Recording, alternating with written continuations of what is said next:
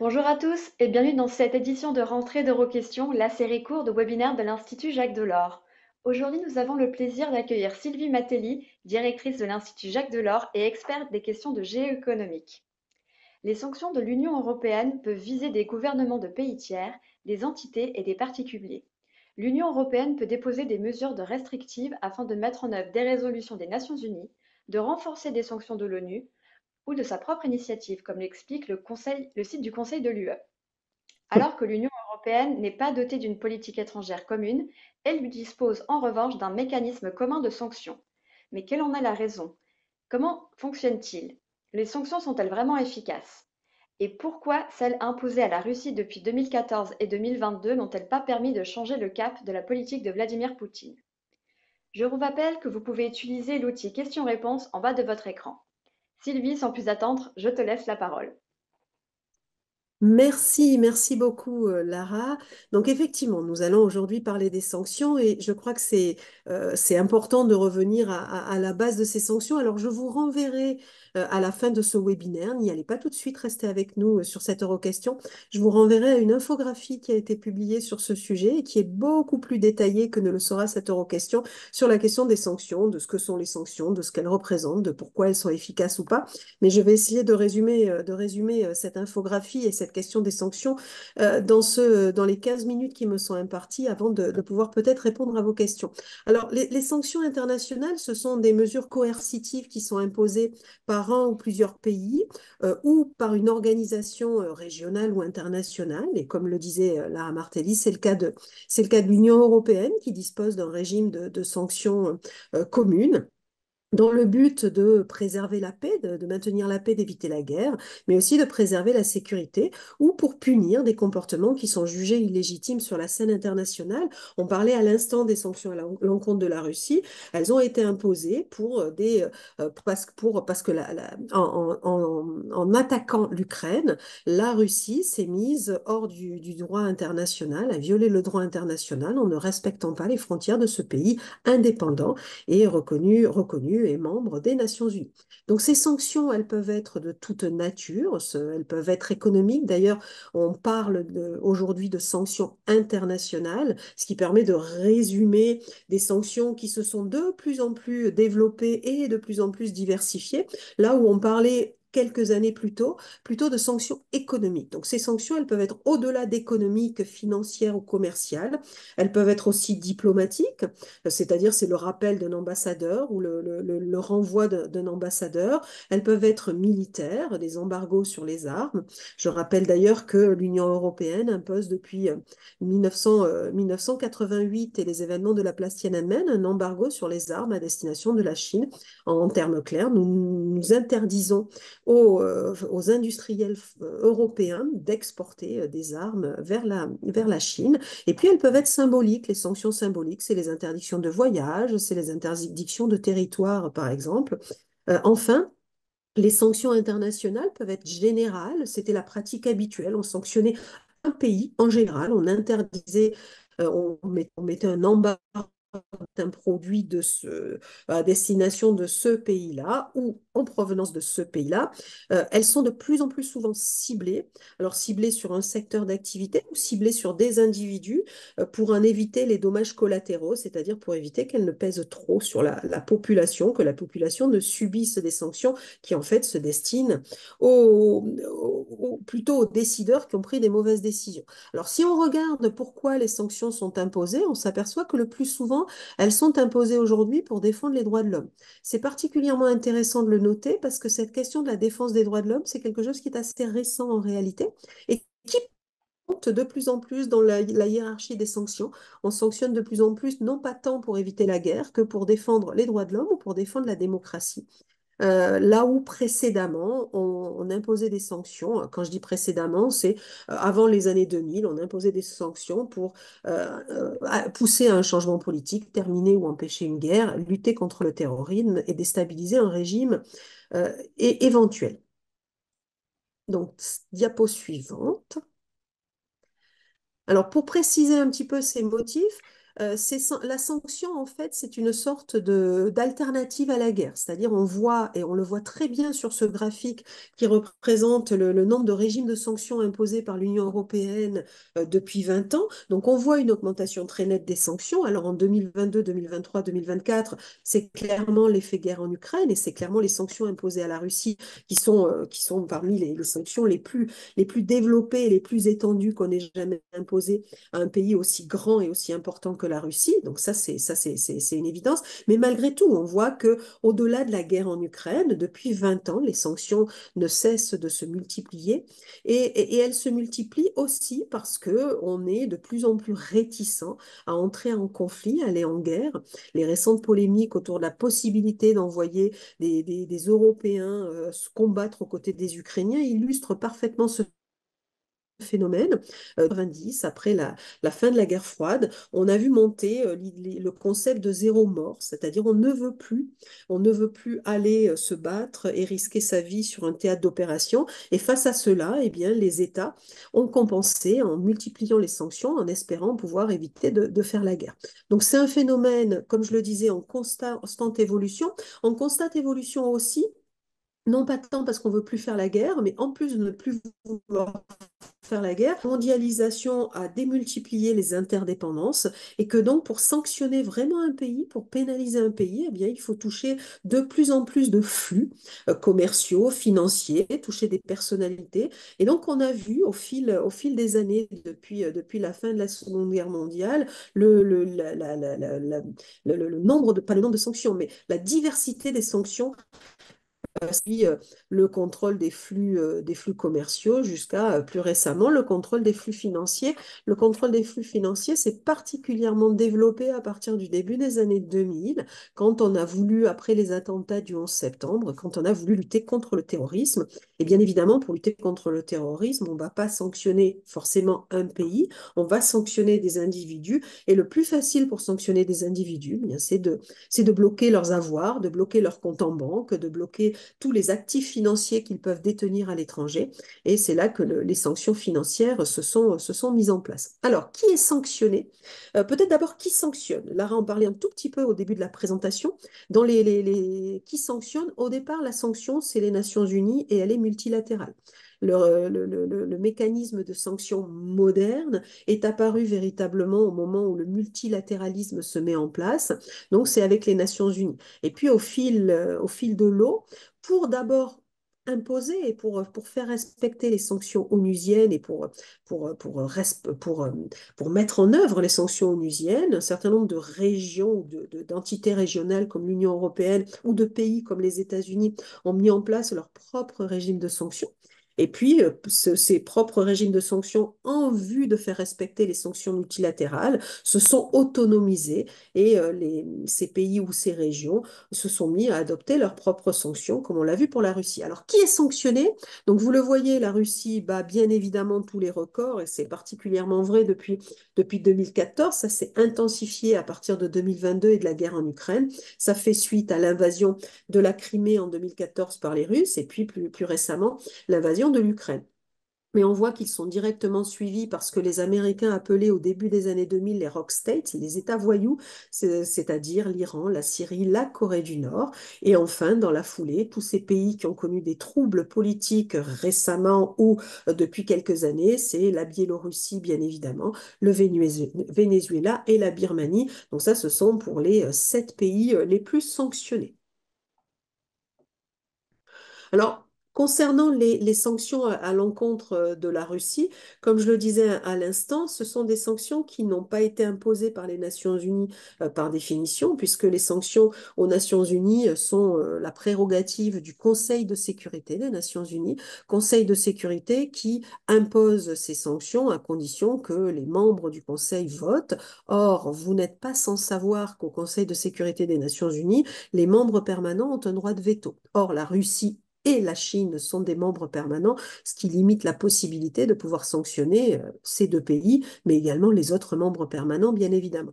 Donc les sanctions ont été imposées à la Russie à partir de 2014 par les États-Unis, par l'Union européenne, par le Canada, et puis plus récemment par un certain nombre de pays asiatiques, dont le Japon, qui se sont ralliés aux sanctions dites occidentales quand on parle des pays du G7 et de l'Union européenne.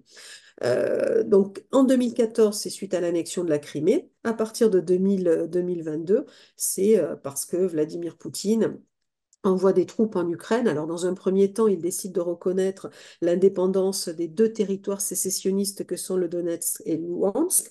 Et puis dans la foulée, il envoie ses troupes en Ukraine, il envahit l'Ukraine. Et là, les Occidentaux imposent des sanctions. Alors, les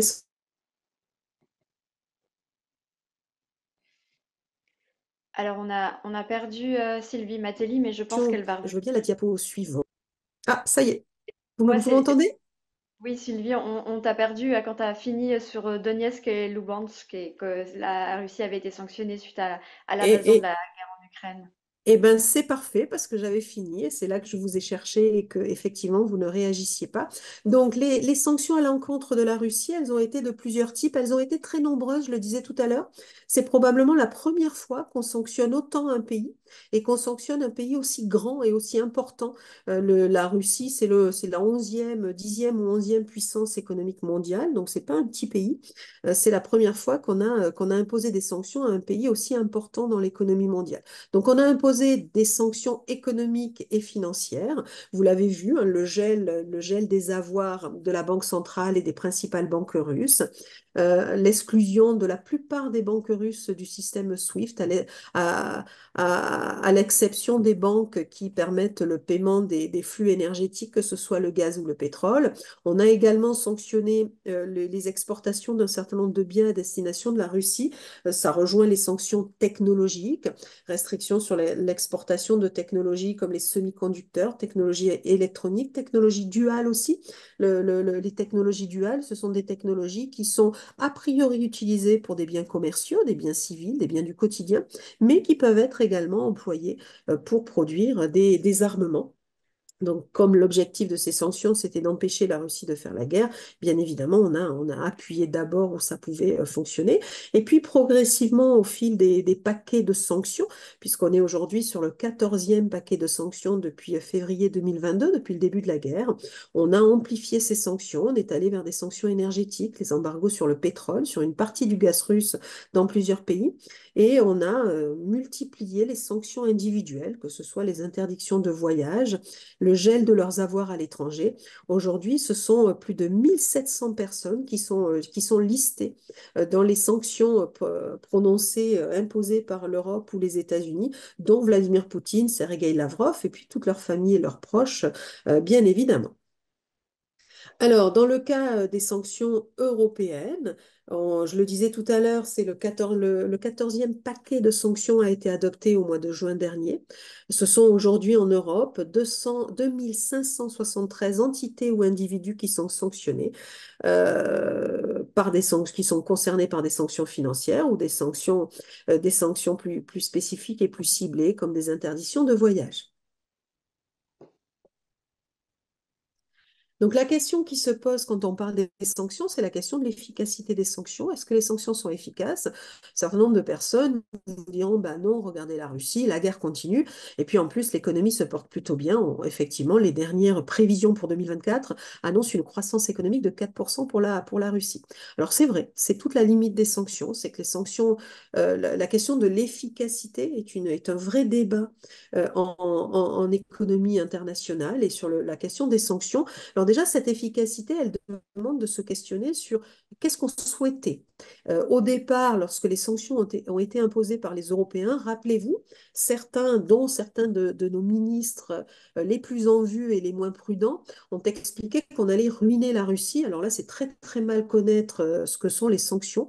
Le but des sanctions, ça n'était pas de ruiner la Russie et l'économie russe, ce d'autant plus que la Russie était sanctionnée depuis 2014 et s'était donc largement préparée à ces sanctions, en particulier en accumulant des réserves au sein de la Banque centrale en Russie.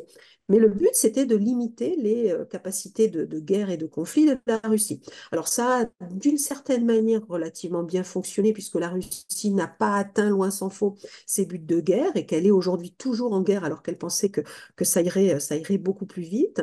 Ça a par contre pas fonctionné, ces sanctions, au sens où la guerre en Ukraine, qui était probablement l'une des premières guerres mondialisées que nous ayons connues, entre une grande puissance et une puissance régionale importante, l'Ukraine, a eu des conséquences globales et des conséquences sur les marchés mondiaux extrêmement importantes. Ça a été le cas de l'augmentation du prix de l'énergie. Or, la Russie étant un exportateur majeur de pétrole et de gaz, l'augmentation du prix du pétrole et du gaz suite à la guerre a finalement, malgré les sanctions, permis à la Russie d'accumuler des recettes d'exportation très importantes et à l'État qui ponctionne et qui impose ces recettes d'exportation de bénéficier de ressources extrêmement importantes. Donc ça a limité l'efficacité de ces sanctions.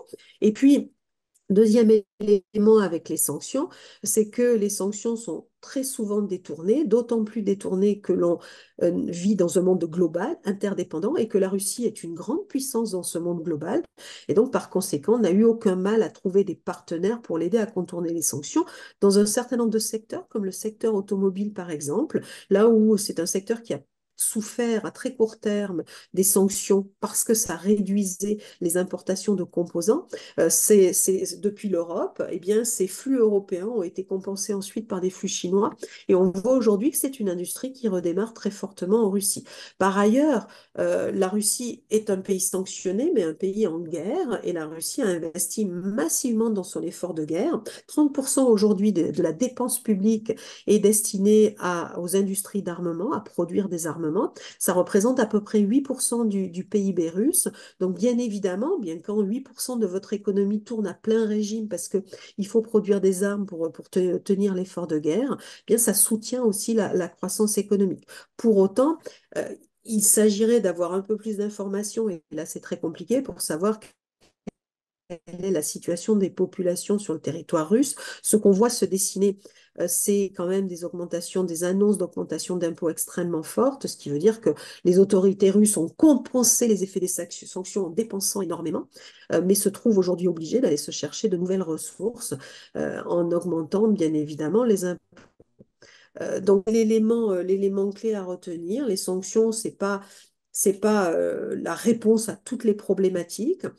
Simplement, ça a des effets collatéraux qui sont dommageables. Simplement, la question qu'on peut se poser, c'est comment on réagit face à une violation du droit international si on ne veut pas entrer en conflit. Et ça, c'est une question clé et une question qui nous est posée depuis le 24 février 2022. Merci à tous pour votre attention et puis je suis sûre que vous avez des tas de questions. Merci beaucoup Sylvie. Et comme tu l'as indiqué au début de ta présentation, ton infographie qui a été présentée là dans ton PowerPoint est disponible sur le site de l'Institut Jacques Delors. Peut-être une première question. Donc, suite à ta présentation, c'est vrai qu'on se pose la question, est-ce que les sanctions c'est pas plutôt sur une histoire de principe que quand un élément ou une politique qui ne plaît pas à l'Union européenne est mise en place par un pays, en général un régime autoritaire, est acté, l'Union européenne se doit de réagir et donc c'est plus une question de principe que vraiment une raison et d'efficacité puisque ben, dans le cas de Vladimir Poutine, ça n'a pas fonctionné. Et dans le cas des sanctions contre la Russie, je pense qu'il y avait véritablement une question de principe. Ce qui est très dommage, et ça, je l'ai expliqué en tout début de mon exposé, ce qui est très dommage, on a voulu être très réactif face à la guerre en Ukraine. C'est dommage qu'on ne soit pas allé chercher, aller négocier. Alors, des sanctions aux Nations Unies, on ne les aurait pas. Il y aurait forcément eu un veto russe ou, euh, ou chinois, mais simplement qu'on n'ait pas essayé en amont de ces sanctions qui auraient été de toute façon imposées par l'Union européenne ou les États-Unis, qu'on ne soit pas allé échanger beaucoup plus avec nos partenaires et avec les autres pays. Parce que ce qu'on a vu, et c'est probablement le principal échec en fait de ces sanctions à l'encontre de la Russie, c'est le fait que la guerre en Ukraine n'a pas été condamnée de la même manière partout.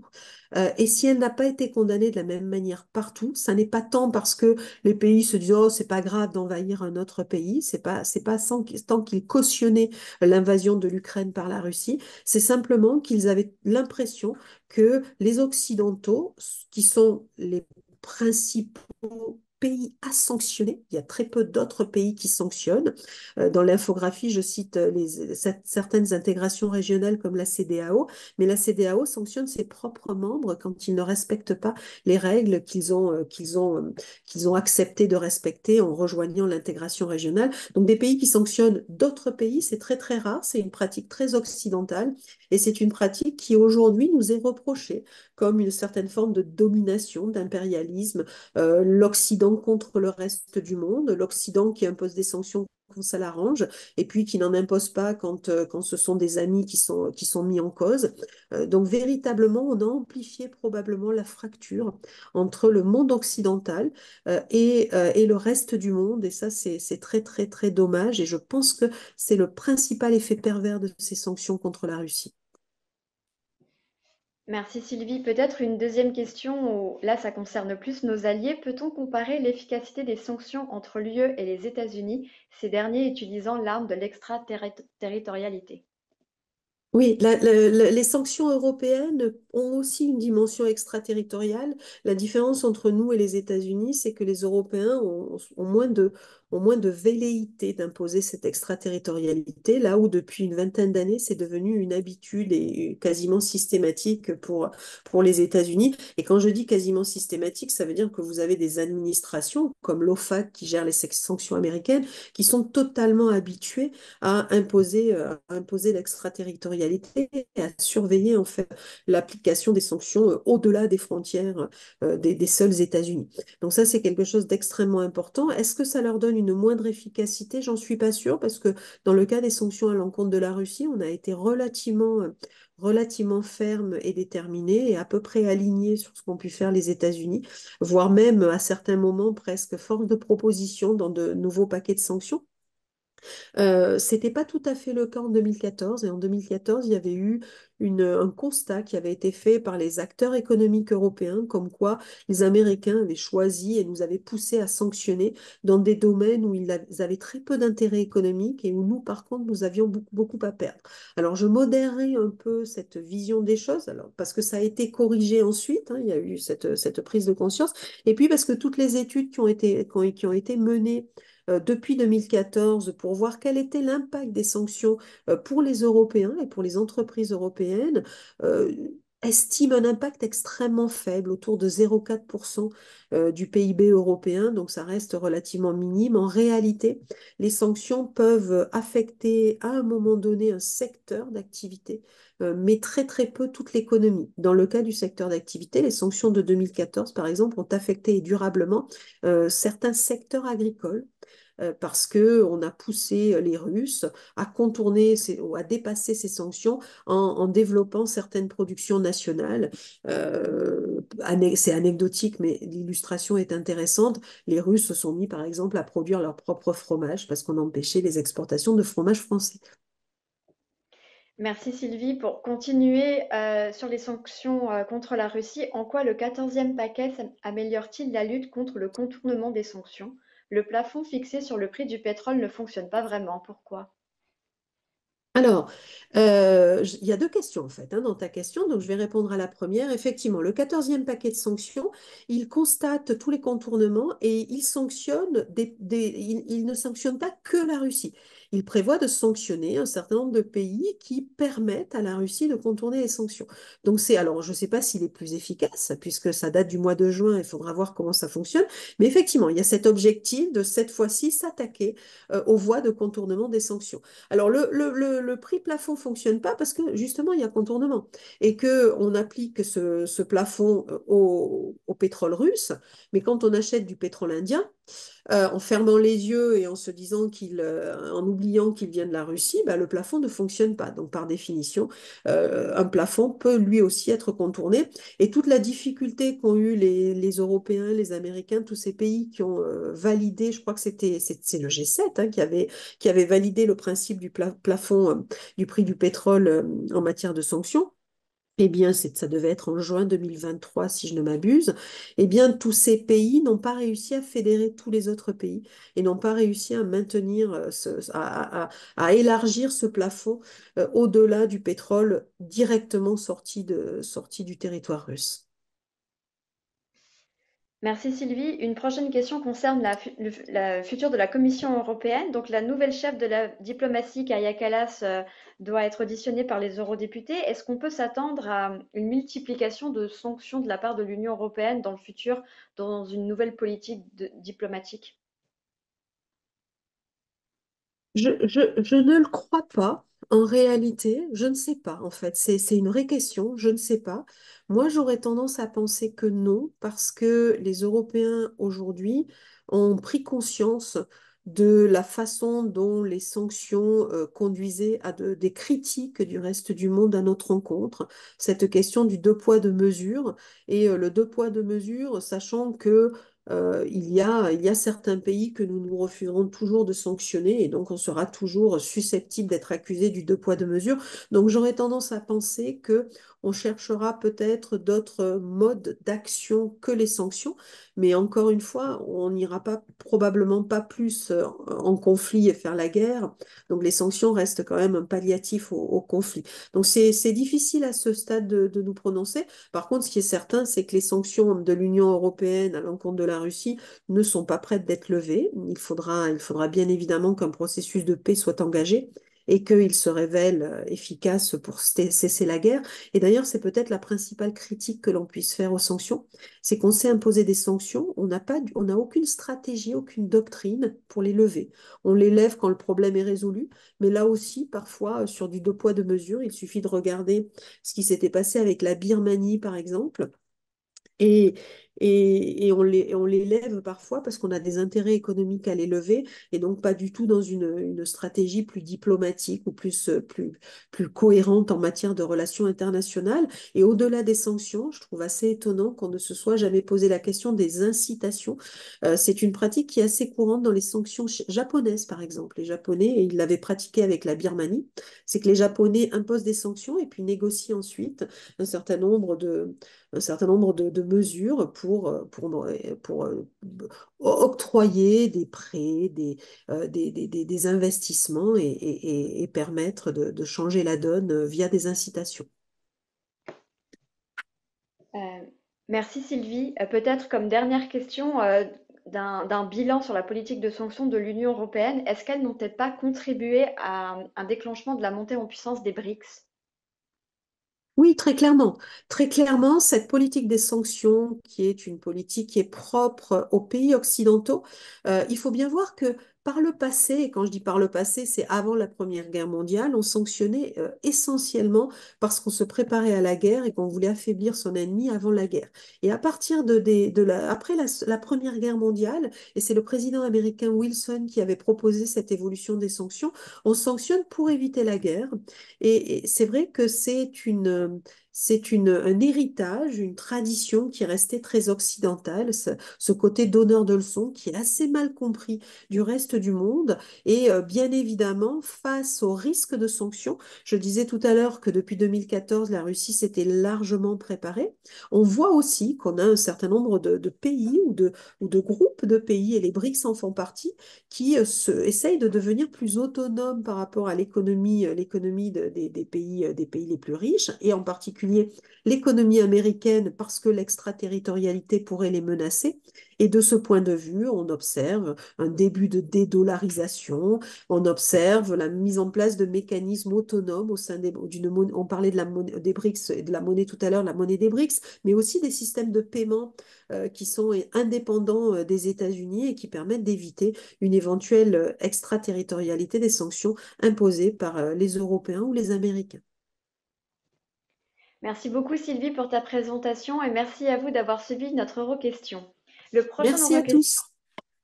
Merci Sylvie. Le prochain Euroquestion aura lieu le mercredi 9 octobre. Nous aurons le plaisir d'accueillir Andreas Seisel, chercheur senior en économie politique européenne. Il analysera pour nous la potentielle politique industrielle européenne à l'aube de la nouvelle Commission.